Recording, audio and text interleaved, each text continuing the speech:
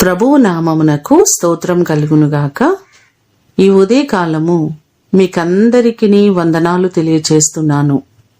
ఈ దినము మిమ్ములను బలపరచు దేవుని మాట, నిన్ను అత్యధికముగా అభివృద్ధి పొందించెదను. ఆదికాండము 17వ అధ్యాయము 2వ వచనం. అబ్రాముకు 99 ఏండ్ల వయసు కలిగినప్పుడు యెహోవా అతనికి ప్రత్యక్షమై, నేను సర్వశక్తిగల దేవుడను, నా సన్నిధిలో నిందారహితుడవై ఉండుము, నేను నిన్ను అత్యధికముగా అభివృద్ధి పొందించెదనని ఈ మాటలు చెప్పడం మనం చూస్తున్నాం.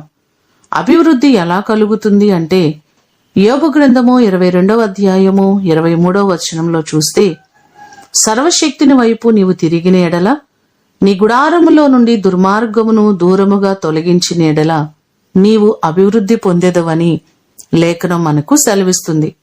మనము దేవుని వైపు తిరిగి ఆయన సన్నిధిలో మనము గడిపినట్లయితే దేవుడు మన కుటుంబాలకు, మన జీవితాలకు ఆశీర్వాదాన్ని కలుగు చేస్తారు.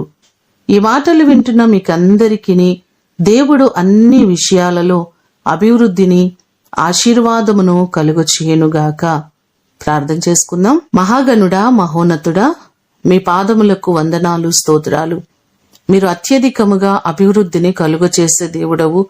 ఒక వ్యక్తిని ఉన్నతమైన స్థాయిలో ఉంచే దేవుడవు. మీ కృప చొప్పున మా ప్రియులెల్లరినీ మీరు జ్ఞాపకం చేసుకుని ప్రతి వారిని మీరు దీవించండి, ఆశీర్వదించండి. వారి పనిపాటల్లో మీరు తోడుగా ఉండండి.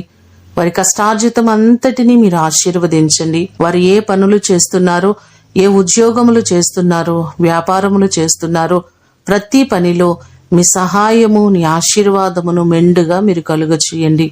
నీ కృపాక్షేమములు ఈ దినమంతా కూడా మీరు మాకు కలుగ చేయమని యేసు అతి శ్రేష్టమైన నామమున అడిగి వేడుకొని పొందియున్నాము తండ్రి.